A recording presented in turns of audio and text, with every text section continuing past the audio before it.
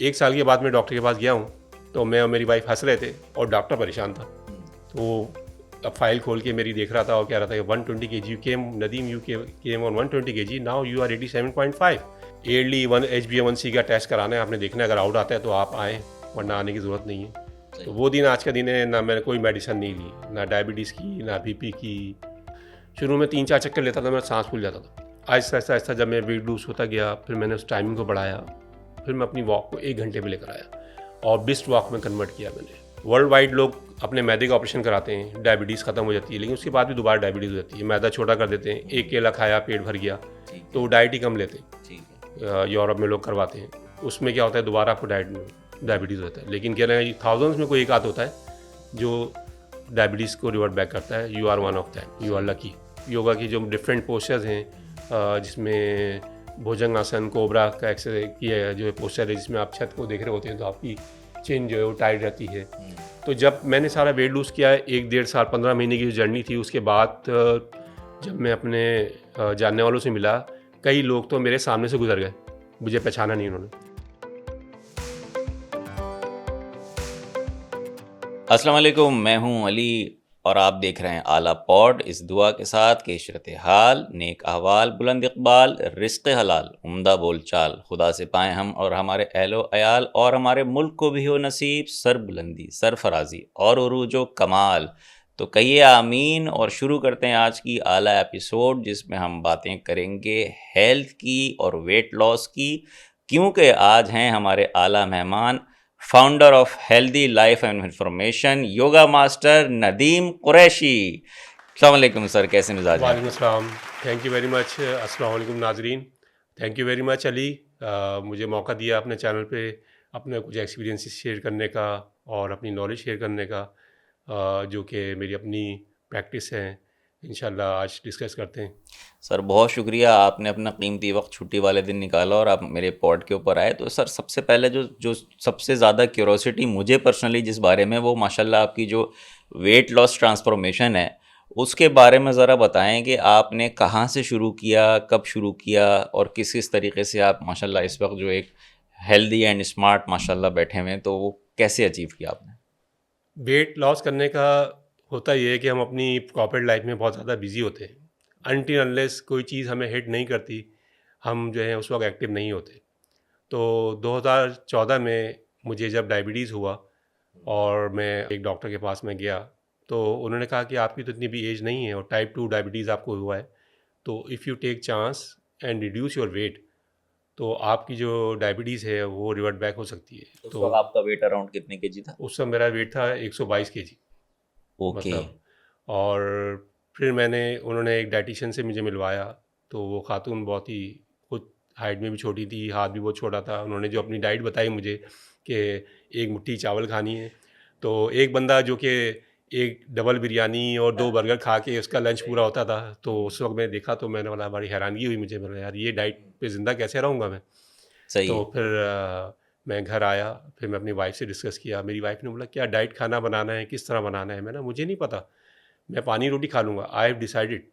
तो जब आप डाइट करने जाते हैं तो आपको बेसिकली आपके अपने माइंड को पहले रेडी करना होता है कि आपने डाइटिंग करनी है, और आपने अपना रूटीन, पूरी लाइफ जो है वो चेंज हो रही होती है। तो रूटीन चेंज करना है या फैशन डाइट करनी है, वो आपने डिसाइड करना होता है। फैशन डाइट में क्या होता है, आप जब वापस आते हैं तो दोबारा फिर वो आपके वेट जो है वो उसी जगह पर आ जाता है, और वो फैशन डाइट से मुराद आपकी जो कीटो वेटा प्रोग्राम कीटो चल रहे हैं इस वगैरह ये तरीके? हो। अच्छा। जब आप रूटीन चेंज करते हैं तो it means you are serious with you, ठीक है। क्योंकि उसको फिर आपने लॉन्ग टर्म आगे लेके जाना है। कि जैसे आपने, अगर आप एक रोटी पे कैप लगाया है मैंने, तो वो दिन आज का दिन है, मैं एक रोटी से ज़्यादा मैं खाता ही नहीं हूँ जब मैं कार्बोहाइड्रेट्स ले रहा होता हूँ। और नॉर्मली मैं प्रोटीन डाइट, जब मुझे वेट लूज़ करना होता है तो मैं प्रोटीन डाइट पर रहता हूँ। तो फिर आज तक मैंने 15 महीने मैंने ऑयल फ्री खाना खाया। अच्छा। हाँ, और शुरू में 3 मंथ्स मैंने नमक भी नहीं लिया, क्योंकि हाई बीपी था मेरा, कोलेस्ट्रॉल भी हाई था, बीपी भी हाई था, हार्ट बीट मेरी 90 आती थी। तो जब 1 साल के बाद मैं डॉक्टर के पास गया हूँ, तो मैं और मेरी वाइफ हंस रहे थे और डॉक्टर परेशान था। तो वो अब फाइल खोल के मेरी देख रहा था और कह रहा था कि 120 kg you came, Nadeem you came on 120 kg, now you are 87.5। तो आई वाज टारगेटिंग 85 kg, तो मैंने अभी 2.5 kg रह गया है। तो डॉक्टर कहने लगा, अल्लाह के बंदे, पूरा वेट, पूरा एक आदमी निकाल दिया अपने अंदर से, और now you are thinking about 2.5 kg, वो तो it's a child's play for you. तो मैंने हंसने लगा। फिर मुझे उसने कहा कि भाई you are no more diabetes patient. तो मुझे यकीन ही नहीं आया यार, डायबिटीज़ जो है वो आपकी ख़त्म भी हो सकती है। फिर मैं दोबारा जब गया 3 मंथ्स बाद, उसने बोला आपने अभी तक छोड़ी नहीं। तो मैंने कहा कि ये कैसे हो सकता है? तो उसने कहा कि नहीं, मैं आपको दोबारा टेस्ट लिख के दे रहा हूँ, आप जाएँ। ग्लूकोज का टेस्ट दिया, रैंडम और फास्टिंग दोनों करी। फिर उसने बोला आप वॉक इन आ जाएँ, फ़ीस मत दीजिएगा। फिर मैं गया, उसने फिर मेरी रिपोर्ट की स्नैप ली और मुझे बोला कि ईयरली HbA1c का टेस्ट कराना है, आपने देखना है, अगर आउट आता है तो आप आएँ, वरना आने की ज़रूरत नहीं है। तो वो दिन आज का दिन है। ना मैंने कोई मेडिसिन नहीं ली, ना डायबिटीज़ की, ना BP की, और रूटीन वही चल रहा है आपने जो रूटीन वो चेंज चल रहा है। उसने कहा कि don't think about others, do whatever you are doing, your exercise, your diet, same आपने करना है, परेशान नहीं होना, you are doing great. Worldwide लोग अपने मैदे का ऑपरेशन कराते हैं, डायबिटीज़ ख़त्म हो जाती है, लेकिन उसके बाद भी दोबारा डायबिटीज़ हो जाती है। मैदा छोटा कर देते हैं, एक केला खाया पेट भर गया, तो वो डाइट ही कम लेते हैं। यूरोप में लोग करवाते हैं, उसमें क्या होता है, दोबारा आपको डायबिटीज़ होता है। लेकिन कह रहे हैं थाउजेंड्स में कोई एक आध होता है जो डायबिटीज़ को रिवर्ट बैक करता है। You are one of them, you are lucky. तो मैं वो दिन आज का दिन है। मैं सुबह सबसे पहला काम मेरा यही होता है, जैसे एक फाइनेंशियल सेक्टर से ताल्लुक़ रखने वाला शख्स डॉलर के रेट चेक करता है, इस तरह मैं daily before going to breakfast table मैं अपना पहले वेट चेक करता हूँ कि आज का मेरा वेट क्या है। उस हिसाब से फिर मैं दिन का रूटीन देखता हूँ कि आज अगर कोई लकीली ऑफिस में आया, किसी की प्रमोशन हो गई, वो मिठाई लेकर आया है, तो वो मिठाई खानी है या उसको मुबारक दे के साइड में रखनी है, और फिर कोई और आ जाए तो उसको दे देनी है कि भाई खा लो। सही।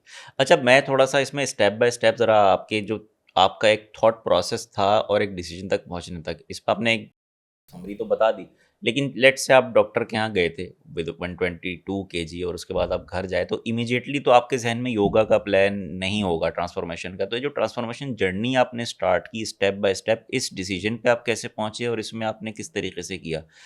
ये डाइट कंट्रोल करने के साथ देन अमूमन होता ये है कि लोग इमीडिएट पैनिक बटन जब दबाते हैं तो उसमें होता है कि वो ट्रेडमिल पे भी जाएंगे, जिम ज्वाइन करेंगे, बहुत एक्सटेंसिव एक्सरसाइजेस करेंगे, या एक एक वो मेडिकेशंस की तरफ चले जाएंगे। But I think you took a all together different route, आपने ट्रांसफॉर्मेशन की तरफ गए, योगा की तरफ। तो ये थॉट प्रोसेस पीछे थोड़ा समझाएं। इसमें देखें, जो नॉर्मली ट्रैक होते हैं वो एक फास्ट ट्रैक होता है और एक नॉर्मल ट्रैक होता है। तो मैंने नॉर्मल ट्रैक चूज़ किया। लाइफ में हमेशा वही चीज़ चूज़ करनी चाहिए जिसको आप लॉन्ग टर्म जो है वो करते हैं। तो मैंने जो अपना एक स्केड्यूल बनाया कि मुझे ऑयल फ्री खाना था, तो मैंने कंटिन्यूस ऑयल फ्री किया। सुबह एक मेरा मखसूस ब्रेकफास्ट, वाइट एग में आमलेट, पी की चाय और एक रोटी, दैट्स इट। फिर उसके बाद अपनी डाइट्स को मैंने 5 डाइट्स में जो है ना, 3 जो हम मील लेते हैं, मेन नाश्ता, लंच और डिनर, उसको मैंने 5 में कन्वर्ट कर दिया। अच्छा, इसमें कोई न्यूट्रिशनिस्ट से आप कंसल्ट कर रहे थे या आपका अपना डिसीजन सब रहा? ये मेरा अपना डिसीजन था। और फिर जैसे से मैं मुख्तलिफ लोगों से मिलता चला गया, बातचीत करता गया, फिर मैं अब जिम ज्वाइन किया, वहाँ पे ट्रेनर से बातचीत हुई, तो वो एक्सपीरियंस हासिल हुआ। फिर जाना कि बॉडी के अंदर क्या है, बॉडी मास क्या होता है, BMI क्या होता है, तो मज़ीद चीज़ें इंप्रूव होती गई, नॉलेज इंप्रूव होती गई। लेकिन जो मेन कोर जो काम था वो मैंने अपना कर लिया था, वो था जस्ट बिकॉज ऑफ कंसिस्टेंसी।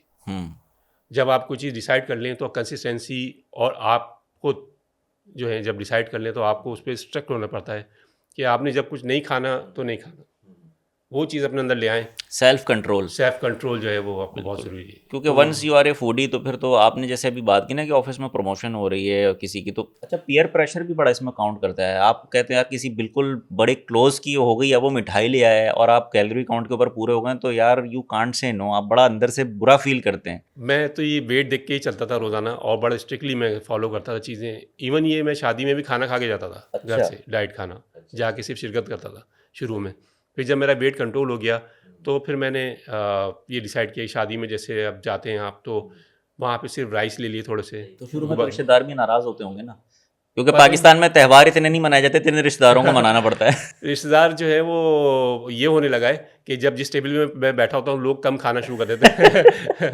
मुझे सांस रोक लेते हैं, टमी अंदर कि यार नदीम भाई ये बोलेंगे, तो जब मैं उठ के जाता हूँ फिर लोग अपनी खुराक पूरी करते हैं, तो मैं जल्दी उठ जाता हूँ टेबल से। चलें, ग्रेट। तो फिर योगा भी आपने 2014 से स्टार्ट किया या फिर किस तरीके से किया? योगा को मैंने एज ए टूल यूज़ किया, ठीक है, बिकॉज ऑफ ट्रांसफॉर्मेशन। क्यों? मुझे पता था कि जब वेट लूज़ करते हैं तो आपकी खाल लटक जाती है, आपकी पेट की खाल लटक जाती है। तो योगा जो है वो मुझे मेरे दोस्त ने स्टूडेंट लाइफ में मुझे सिखाया था, उसी को मैंने जो है दोबारा कंटिन्यू किया।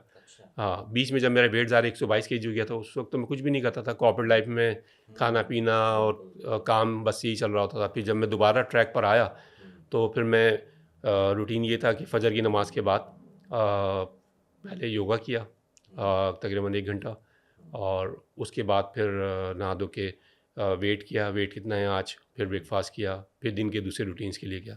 शाम में फिर मैंने वॉक को रखा हुआ था बिफोर डिनर। शुरू में जब मैंने वॉक स्टार्ट की तो मेरा 122 केजी वेट था, तो मुझसे चला भी नहीं जाता था। छोटा सा हालांकि पार्क था मेरे घर के सामने, तो जो कहते हैं ना पार्क और मस्जिद घर से करीब हो तो समझ लें आप यू आर लकी, वो एक नेमत है। तो मेरे घर के सामने पार्क, वहाँ मैं जाता था। शुरू में 3-4 चक्कर लेता था, मैं सांस फूल जाता था। आहिस्ता आहिस्ता आहिस्ता जब मैं वेट लूज़ होता गया, फिर मैंने उस टाइमिंग को बढ़ाया, फिर मैं अपनी वॉक को 1 घंटे पे लेकर आया और बिस्ट वॉक में कन्वर्ट किया मैंने।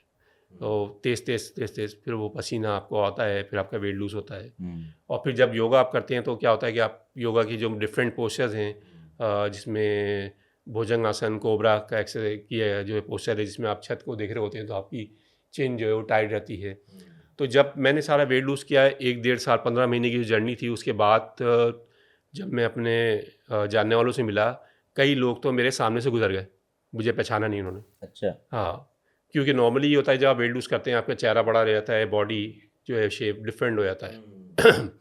मेरा क्योंकि मैं अपने पास्ट में चला गया, कुछ लोग कहने लगे अपने स्टूडेंट लाइफ में वापस आ गए, तुम जैसे स्टूडेंट लाइफ में थे तो हम तुम्हें पहचान गए, जो लोग मुझे मिल इलिया जाते। साहब का शेर मुझे याद आ गया, यूं ही एक दर पे मैंने दस्तक दी और एक लड़का सा मैं निकल आया, कुछ इस तरीके का। तो बिल्कुल तकरीबन 10 साल आप पीछे चले गए। बिल्कुल, यो कहते हैं अगर आप योगा कर रहे हैं कंटिन्यूस 2 साल, तो आप 12 ईयर्स जो हैं अपनी एज में वैसे ही माइनस कर दें, if you are doing yoga continuously. तो वो एक चैलेंज था, वो अचीव किया और फिर उसको कंटिन्यू किया। फिर मैंने कहा कि ये जो सारी जर्नी है, काफ़ी लोग मेरे पीछे पड़े रहे कि अब तुम अपने इस एक्सपीरियंस को शेयर करो। तो फिर मैंने 2022 में फिर एक यूट्यूब चैनल बनाने का मैंने सोचा। फिर हेल्दी लाइफ के नाम से मैंने चैनल शुरू किया। उसके अंदर फिर मैंने अपने एक्सपीरियंस ही शेयर किए। साथ साथ फिर मैंने योगा कराना भी शुरू कर दिया। अपने घर के करीब चंद बुज़ुर्ग अफराद को जमा किया और पार्क के अंदर उनको योगा कराया। फिर ट्रेनिंग थी, मुख्तलिफ योगा के प्रोग्राम्स भी हमने किए और सारे चैनल पे मेरे ऑलरेडी हैं मौजूद डिस्क्रिप्शन में। फिर योगा में थोड़ा सा और मैंने अपने आप को इन्हेंस किया। जैसे जैसे मैंने वेट लूज़ किया तो ज़ाहिर फिर मैं योगा के पोस्चर भी मेरे इम्प्रूव होते रहे। ज़ाहिर योगा करने के लिए ज़ाहिर आपका पेट निकला हुआ है तो आप योगा आपसे हो नहीं पाया था। बहुत सारे पोस्चर ऐसे हैं जिसमें आपको वेट भी मेंटेन करना होता है। तो मेरे लिए फिर एक चैलेंज और एक रिक्वायरमेंट बनती गई कि अगर आपने योगा भी और फिर अपनी चैनल भी मेंटेन करना है, तो एक एज ए ब्रांड आप काम कर रहे होते हैं, तो चीज़ें फिर आपको मेंटेन करनी पड़ती हैं कि आपको वेट भी अपना मेंटेन करना है। तो मैं अपना वेट जो है एक सर्टेन BMI स्टैंडर्ड्स के मुताबिक, मेरे चैनल पे एक BMI की वीडियो भी है। असल में आपको अपना BMI जो है वो पता होना चाहिए, बॉडी मास इंडेक्स जो है, आपकी एज, आपकी हाइट, फिर आप वेट निकालते हैं और फिर उस एज वेट को जो है आप मिड में रखते हैं अपनी हाइट के हिसाब से।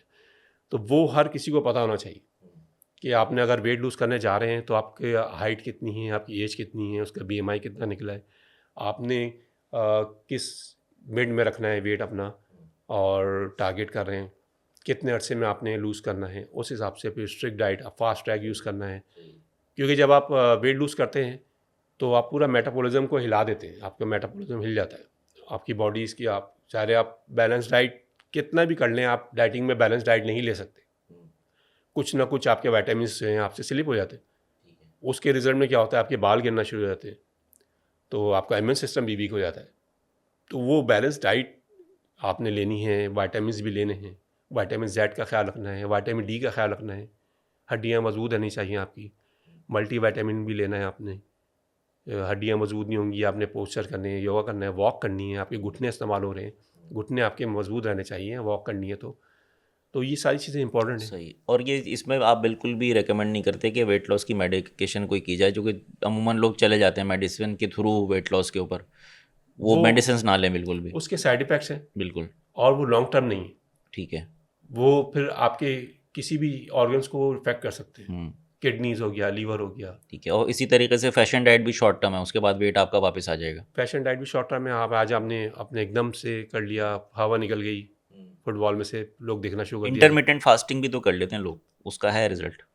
इंटरमीडिएट फास्टिंग का रिजल्ट भी शॉर्ट टर्म ही होता है, क्योंकि देखिए आपने रूटीन में जो आप अपने जहन को जो मैसेज दे रहे हैं ना, basically it's a game of to maintain your mind. कि आपने जहन को मैसेज दिया कि आप 5 टाइम्स जब आप डाइट ले रहे हैं, आपने जहन को मैसेज दे रहे हैं मैं भूखा नहीं हूँ, मैं खा रहा हूँ। और वो आप खा रहे हैं एक सर्टेन बैलेंस डाइट के अंदर, कि सुबह आपने एक मील लिया, सही है, उसके बाद फिर आपने 11-12 बजे तक कोई फल ले लिया, सही है, फिर दोपहर में लंच में आपने सैलिड ले ली या कोई ऐसी चीज़ ले ली, फिर शाम में कुछ थोड़ा सा ले लिया। 5 टाइम आप मैसेज दे रहे हैं, आप भूखे नहीं हैं, तो क्या वो आपका जो वाइटामिन और जो कैलोरीज़ हैं, कैलोरीज़ का ये है कि हम 65% हमें प्रोटीन लेना चाहिए अपनी लाइफ में, और 35% कार्बोहाइड्रेट्स। हम इंडियन और पाकिस्तानी, हमारे खानों में एक बालिश ऑयल जब तक ना आ जाए नहारी के अंदर और पाए के अंदर, तो हम लोग खुश नहीं होते हैं, बोलते हैं हम यार लोग खाना। तो ऑफिस में लंच करते हैं, वो शादी वाला लंच कर रहे होते हैं, बिरयानी कौरमा ये सब चीज़ें लंच में चल रही होती हैं। बिल्कुल होता ये है कि तो उसकी वजह से क्या होता है, हम उल्टा चल रहे होते हैं, मतलब हमने 65% जो है ना, हम कार्बोहाइड्रेट्स प्लस ऑयल, सही है ना, और प्रोटीन जो है ना वो हम कम कर देते हैं, और फिर रेस्ट ऑफ विटामिन जो हम फलों से लेते हैं वो भी हम नहीं ले रहे होते। फाइबर कट डाउन हो जाता है आपका। यही रिजल्ट होता है।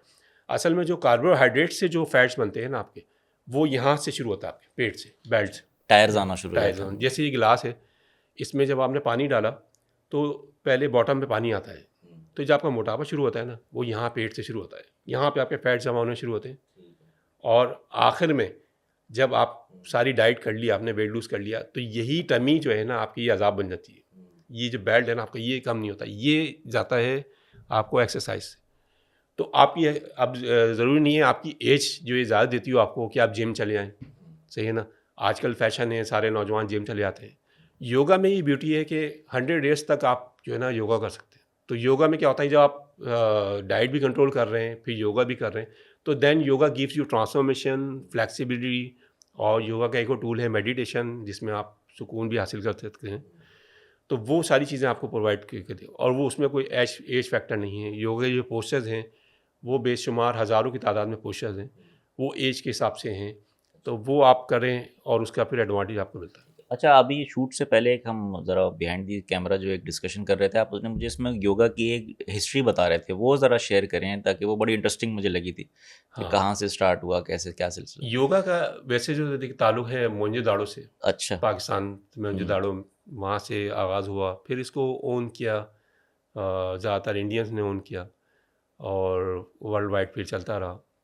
फिर योगा की जब स्टडीज़ करते हैं थ्योरीज, तो वो कहते हैं कि 17,000 साल पुराना योगा है, और डिफरेंट वक्तन फ़वक्तन लोग आए उनके, उन्होंने फिर वो जो है उसको इन्हेंस किया, उसको मॉडर्नाइज़ किया, सही है। डिफरेंट कंट्रीज़ में योगा करा गया। ज़्यादातर जो उसका जो जो ओन करता है वो इंडिया इसको ज़्यादातर ओन करता है, वर्ल्ड वाइड ज़्यादा जो उन्होंने अपना उसमें इंटीग्रेशन की अपने मज़हब की भी। तो योगा तो एक टूल है, उसको आप जैसे चाहे इस्तेमाल कर लें। हम्म। अब जैसे लोग कहते हैं कि योगा है उसका ताल्लुक सिर्फ हिंदुज़म से, वो ऐसा नहीं है।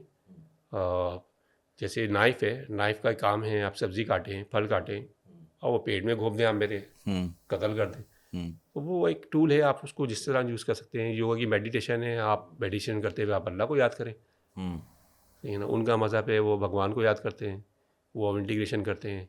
हमारे यहाँ भी इस्लाम में भी मुराकबा है और डिफरेंट चीज़ें हैं, ठीक है। सुकून हासिल करने के लिए मेडिटेशन हमारे यहाँ भी है। सही। अच्छा, इसमें पाकिस्तान में योगा करने वाले तो यकीनन बहुत मिल जाएंगे, लेकिन योगा करवाने वाले जिनको योगी मास्टर कहते हैं, वो इस वक्त कितने सर्टिफिकेशन होती है इसमें, कोई फॉर्मल क्वालिफिकेशन क्या क्या लेवल है? मतलब ये कि अगर कोई सीखने के साथ सिखाने की तरफ भी जाना चाह रहा है, तो उसने कौन सा पाथ फॉलो करना है?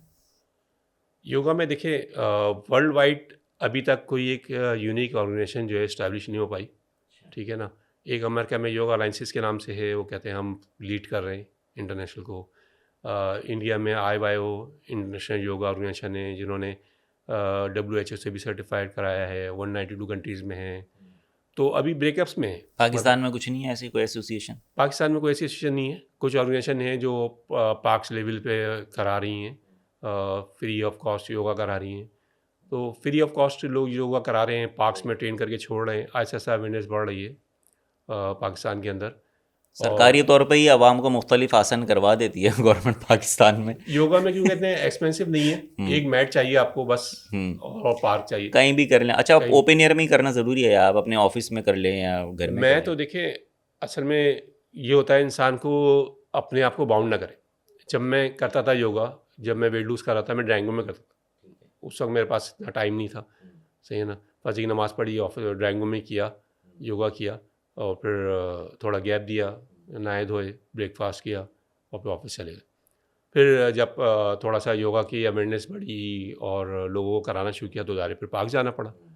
तो जब आप मेडिटेशन और ब्रीथिंग प्रैक्टिस करते हैं तो उसमें रिकमेंडेशन यही है कि आप खुली फ़ज़ा में सुबह की ताज़ी हवा में जाएं, ताकि जो ऑक्सीजन लेवल है ना आपका, योगा में जो सबसे ज़्यादा इंपॉर्टेंट है ना, वो इनहेल और एक्सहेल है, कि आपने ब्रीथिंग जो है, बॉडी में सांस किस तरह लेना है, उसको होल्ड करना है और फिर आपने एक्सहेल करना है। क्योंकि जो हमारी ऑक्सीजन की रिक्वायरमेंट 16 लीटर ऑक्सीजन की रिक्वायरमेंट होती है दिन में, और हम सांस जो है हम बहुत गलत लेते हैं। जब हम सो रहे होते हैं बिल्कुल सही सांस लेते हैं, जब हम सांस लेते हैं तो हमारा पेट फूलना चाहिए, जब हम एक्सहेल करते हैं तो हमारा पेट खाली होना चाहिए। तो नॉर्मली हम क्या करते हैं, जब सांस लेते हैं तो हम जो है हम उल्टा करते हैं। तो जो प्रैक्टिस है ना, नाक से लेना है नाक से निकालना है, वो हमारी प्रैक्टिस गलत है। जैसी आंखें खुलती हैं तो हम रोड भी गलत पार करते हैं और गाड़ी भी गलत पार करते हैं, सोते में सारे काम सही होते हैं। सही है। अच्छा, आपने ये सारी चीज़ें तो बताई, चले एक पर्सनल लेवल के ऊपर आप कर रहे हैं, इंटीग्रेशन कर लिया, क्योंकि आपका जो अपना कॉर्पोरेट इंगेजमेंट रही है जॉब से रिलेटेड चीज़ों में, तो टेक्नोलॉजी और उसमें सेल्स से रिलेटेड तो दोनों बड़ी फास्ट पेस चीज़ें, इसमें आपने कैसे इंटीग्रेट की ये चीज़? क्या ऑफिस के में भी कोई मैट वगैरह रखा आपने, या प्लस ये कि क्योंकि जब आप आउटडोर्स होते हैं तो आपको हेल्दी फूड तो नहीं मिल रहा होता, जंकी है, तो वहाँ पे वो सेल्फ कंट्रोल का एलिमेंट जो है उसको कैसे आप रखते थे? उसमें देखिए, सब कुछ आपके ऊपर मुनहसर होता है। मैंने ये किया, जैसे ही ऑफिस के लिए तो जॉगर्स खरीद लिए, 2-2 जॉगर्स खरीदे, एक घर के लिए घर में छोड़ दिए, एक गाड़ी की डिग्गी में रख दी, ठीक है। सही है ना। और ट्रैक सूट जो है ना अपना साथ रखना शुरू कर दिया, सही है ना। अब ऑफिस से वॉक पे जाना है तो चेंज किया, जैसे आजकल मैं जिम जाता हूँ तो मैं ऑफिस से चेंज करके जाता हूँ और जिम गया, फिर जिम से फिर वहीं पर ही सारा करने के बाद कार्डियो वगैरह, फिर वो वहाँ से चला गया। सब कुछ आपके ऊपर मुनहसर होता है। कॉर्पोरेट लाइफ में बहुत ज़्यादा आसान है डाइटिंग करना। अच्छा। हाँ, जब आप वर्किंग डेज में ऑफिस आते हैं तो आपको कोई एक्स्ट्रा ऑर्डिनरी खिलाने वाला नहीं होता। जब सैटरडे संडे को मेरी पूरे हफ्ते की डाइटिंग जो है वो बराबर होने की कोशिश करती है मेरी वाइफ, कि ये खा लें वो खा लें। फिर ये होता है कि आप रिश्तेदारों में जा रहे हैं, दावतें चल रही हैं, शादियाँ चल रही हैं, तो 5 वर्किंग डेज जो है ना बहुत सुकून में जाते हैं मेरे। और मेरा ग्राफ जो है ना, अगर मैं वेट लूज़ कर रहा होता हूँ ना, बहुत ज़बरदस्त जा रहा होता है। और जो 2 दिन का चैलेंज होता है ना, सैटरडे संडे जो मेरा ऑफ होते हैं, वो भारी होते हैं उन 5 दिनों में। तो वो 2 दिन जो है मुझे कंट्रोल करने पड़ते हैं कि वो किस तरह से मैं अपने रिश्तेदारों को भी मनाऊँ कि मैं डाइटिंग कर रहा हूँ। तो अगर मैं गया हूँ किसी के यहाँ, तो कोल्ड ड्रिंक की जगह मैं फीकी चाय, उनसे बोलूँ मैं चाय दे दें फीकी, या खाना है तो खाने में से आप अगर हर जगह जाके आप फरमाइश तो नहीं कर सकते। अगर आप शादी में गए तो अगर बारबेक्यू है तो आप प्रोटीन डाइट लें, सिर्फ बारबेक्यू खा लें, नोबडी स्टॉपिंग यू कि आप चावल खाएं। अब आप अगर आपने नान ले लिया, एक नान ले लिया आपने खा लिया, तो आप एक नान की अगर कैलोरीज की कैलकुलेशन करें, जो खमीरी आटे से बनता है नान, ताफ्तान जो है, तो आपने समझ लें 4 रोटियां खा ली कैलोरीज से। तो जब आप निकलेंगे और सुबह फिर आप खड़े होंगे तो आप परेशान हो जाएंगे कि यार मैंने पूरा हफ्ता जो किया था सब बराबर हो गया, आपको पता ही नहीं चलेगा, आप सोचते रहेंगे। प्लस ये कि वैसे भी जो शादी ब्याह का वक्त है पाकिस्तान में हाँ, खाने का, वो इतना लेट है कि उसके बाद जाके बस आप सो ही जाते हैं, बिल्कुल, तो वो बजाते खुद बड़ा एक अनहेल्दी चीज़ हो जाती है। वो एकदम से इंक्रीज करता है आपका वेट जो है ना। अच्छा, ये जिस्मानी तौर पे तो चलें, एक वेट लॉस और एक फ्लेक्सिबिलिटी वगैरह बढ़ाने में योगा काम आता है, लेकिन इसका जहनी तौर के ऊपर क्या असरात होते हैं अंदरूनी तौर पे, और आपके जॉब से रिलेटेड मामलात में किस तरीके से बेहतरी आती है? देखिए, जब आप ओवरवेट होते हैं ना तो आप लेज़ी हो जाते हैं बहुत ज़्यादा, आपके अंदर जो एक्टिवनेस है ना वो ख़त्म हो जाती है। आपका वेट जब नॉर्मल होता है और आपके बीएमआई स्टैंडर्ड के मुताबिक होता है, आप हमेशा एक्टिव रहते हैं और आपकी वर्किंग आवर्स जो हैं वो बढ़ जाते हैं। और अगर आप अपनी लाइफ के अंदर इट्स नॉट नेसेसरी कि आप योगा को ही ऐड करें, कोई ना कोई हेल्दी एक्टिविटी आप उसको ऐड करें अपने अंदर। तो उससे क्या होता है, आपके वर्किंग आवर्स जो है वो बढ़ जाते हैं। अगर आप 8 घंटे काम कर रहे हैं तो मैं जब मेरा ओवरवेट था, मैं घर आता था थक जाता था, बस खाना खाया वहीं टीवी देखा और सो गया। काउच अब पोटैटो बन जाते हैं। बिल्कुल, और फिर वो रात को टीवी देखते वक्त का जो टाइम होता है ना, उस वक्त आपने कंट्रोल करना होता है क्या चीज़ आप एक्स्ट्रा खा रहे हैं, चिप्स वगैरह। तो वो आपकी जो एक्टिवनेस है, जो आपकी सोशल वर्क जो है वो बढ़ जाता है जब आप ना एक्टिव लाइफ गुजार रहे होते हैं। स्ट्रेस वगैरह डिप्रेशन से बच स्ट्रेस जाते हैं। डिप्रेशन से आप, बाकी आप नमाज की पाबंदी करें, योगा करें, और स्ट्रेस लाइफ आपकी बिल्कुल ही, आप जो है ना चैलेंजेस जो है ना लाइफ के, कोई चीज़ मुश्किल नहीं रहती है आपकी, कि आप कोई भी मुश्किल होती है मल्टीपल्स। अब मैंने इतनी जगहों पे मैंने जो है हाथ फंसाए हुए हैं, अगर मैं आपको बताऊं तो आप भी परेशान हो जाएंगे कि मैं सुबह जब मैं उठता हूं तो मैं जिस प्रोजेक्ट में रहता हूं, मैं वहाँ की यूनियन का सदर भी हूँ, अच्छा। मैं मस्जिद का सदर भी हूँ, सामने जहाँ मैं योगा कराता हूँ पार्क का, उसकी हम थोड़ी बहुत मेंटेनेंस हम लोगों ने संभाली हुई है, वो भी मेरे पास है। ज़बरदस्त। सही है ना। फिर मेरा अपना हेल्दी लाइफ चैनल है, उसकी वीडियोस बनाना, उसको चैनल्स पे डालना, और फिर सोशल वर्क बहुत ज़्यादा है। फिर ऑफिस की सेल्स की जॉब है जो कि टारगेट बेस्ड जॉब है, वो साल का टारगेट भी अचीव करना है, क्लाइंट साइड पे विजिट भी करने हैं, और क्लाइंट से मिलना है, ऑर्डरिंग, ये वो टीम। ऑब्वियसली मैं रीजनल सेल्स मैनेजर हूँ, तो एक टीम है 10-12 लोगों की मेरे अंडर में, ऑफिस जाके उनको मेंटेन करना है, उनको देखना है वो क्या कर रहे हैं, और आप जैसे जो क्लाइंट्स हैं उनको विजिट भी करना है, उनको भी मिलना है, उनको एंटरटेन भी करना है। तो ये सारी चीज़ें जो है ना, जो कहते हैं टाइम मैनेजमेंट जब भी करेंगे जब आपके अंदर स्ट्रेंथ होगी, वरना हर टाइम टेबल आपका फेल हो जाएगा। ज़बरदस्त, बिल्कुल बिल्कुल सही बात है। तो अब वो उस टाइम टेबल को पूरा करने के लिए स्ट्रेंथ भी तो होनी चाहिए। आपने डिसाइड किया कि मुझे इतना वेट उठाना है जिम जाके, तो वो स्ट्रेंथ भी तो होनी चाहिए वेट उठाने की। सही। मतलब अनटिल एंड अनलेस आपके अंदर से एक फील गुड फैक्टर अपने लिए ना आएगा जब तक, तो आप कुछ भी नहीं कर सकते ना। और उसके लिए ज़रूरी यही है कि आप अपनी हेल्थ का ख्याल रखें, सब चीज़ें। तो आखिर में कंक्लूजन की तरफ आते हुए कि अगर ये वीडियो जो देखने वाले हैं उन्होंने फ़र्स्ट स्टेप अगर लेना है ट्रांसफॉर्मेशन की तरफ, तो वो क्या होना चाहिए? देखें, मेरे पास मुख्तलिफ लोग आते हैं और कहते हैं कि मुझे वेट लूज़ करना है, वेट लूज़ करना है। फर्स्ट स्टेप ये है कि आप डिजिटल वेट मशीन ख़रीदें और कुछ नहीं करें।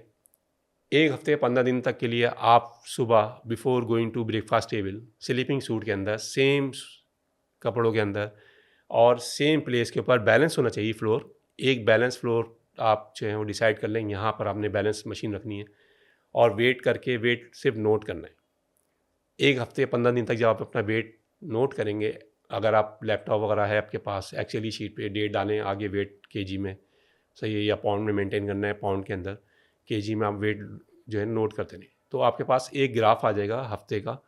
तो आपको पता होगा मेरी हाइट ये है और मेरा वेट ये है, ये बढ़ रहा है, कम हो रहा है, 1 हफ़्ते में मैंने ये खाया, ये किया वो किया। कुछ ही नहीं करें, कोई डाइटिंग शुरू नहीं करें, सिर्फ अपने जहन को तैयार करें। उस 1 हफ़्ते में 15 दिन में अगर आपने अपने जहन को सक्सेसफुली तैयार कर लिया, तो वो 16वां दिन जो होगा ना, समझ लें उस दिन आपने वेट लूज़ कर लिया। जिस तरीके से फसल बोने से पहले ज़मीन तैयार की जाती है, बिल्कुल बिल्कुल वही कॉन्सेप्ट। बहुत खूबसूरत बिल्कुल। बात आपने की। वरना अमूमन लोग ये होते हैं कि बस कल से जो है बस जिम ज्वाइन करेंगे, और जिम जाते ही उन्होंने एक्सटेंसिव वो कल एक्सरसाइज फिर की। कभी भी नहीं आता अली। हाँ, और असल में जब तक आप खुद डिसाइड नहीं कर लेना, अब मेरे अंदर इतनी स्ट्रांग विल पावर है कि अगर आज मुझे मेरा वेट इजाज़त नहीं दे रहा, आप मिठाई का डब्बा ला के रख दें मेरे सामने, गुलाब जामुन, चमचम, तो मुझे अगर नहीं खाना तो मैं आपको मना कर दूँगा। वो कंट्रोल अपने अंदर लेकर आना है। वो कंट्रोल जब आप ले आए, तो वो कहते हैं वेट लूज़ करने से ज़्यादा मेंटेन करना बहुत मुश्किल काम है। जी जी जी, तो बिल्कुल। मैं तकरीबन 7-8 साल से मेंटेन भी कर रहा हूँ उस वेट को, और उसमें सारे चैलेंजेस आते हैं, और वो कंटिन्यूशन आपके अंदर अपने अंदर लानी पड़ती है। इम्पॉर्टेंट मैसेज मैं नाज़रीन को देना चाहूँगा कि जो लोग ओवर वेट हैं वो अपने वेट को मेंटेन करें, ताकि उनका लाइफ स्पैन जो है वो बढ़े।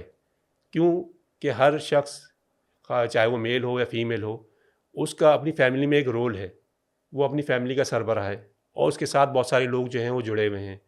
अगर वो मर्द है तो वो ऑफिस जाता है, और जब वो मंथ पे सैलरी और एक्सपेंसेस बेयर करता है अपनी फैमिली के, तो वो उसकी जो एज ए लीडर अपनी फैमिली के लिए वो काम कर रहा है। अगर वो बीमारियों का शिकार हो जाएगा ओवरवेट की वजह से, सही है, तो उसकी पूरी फैमिली डिस्टर्ब हो जाएगी। खुदा ना खास्ता इन केस तो ऐसी बीमारी लाक हो जाती है जिसमें उसकी डेथ हो जाती है, तो उसको वो सोचना चाहिए उसके पीछे फैमिली मेम्बर्स जो हैं, क्या वो उसकी फैमिली को संभाल पाएंगे। इससे ज़्यादा बेहतर ये है कि वो अपनी फैमिली को, वैसे तो देखें ज़िंदगी और मौत अल्लाह ताला के हाथ में है। आपको एक बॉडी दी है, रूह है आपके पास। रूह की परवरिश तो देखें आपकी हमेशा रहेगी, और यही रूह परवास करके जाएगी दुनिया से, जिसको आपने फाइन ट्यून करना है। उसी के रिज़ल्ट में आपको जन्नत और दोज़ख मिलेगी। लेकिन बॉडी तो दुनिया में है जब तक आप ज़िंदा हैं, और उसकी लाइफ स्पैन को बढ़ाने के लिए आपने अपनी बॉडी का ख्याल रखना है। चाहे आप मेल हों या फीमेल हों, आपने अपनी बॉडी का ख्याल रखना है, सेहत का ख्याल रखना है। तो हेल्दी रहें, खुश रहें, फिट रहें। अल्लाह हाफ़िज़। चलें नदीम साहब, बहुत शुक्रिया आपका। आपने बहुत ज़्यादा इंस्पायरिंग अपनी एक लाइफ स्टोरी शेयर की, और यकीनन देखने वालों को इससे बहुत ज़्यादा इंस्पिरेशन मिलेगी, और आपने जो टिप्स दी वो यकीनन उनके लिए बहुत यूज़फुल होंगी। सब्सक्राइब कीजिएगा, लाइक कीजिएगा, देखते रहिएगा आला पॉड।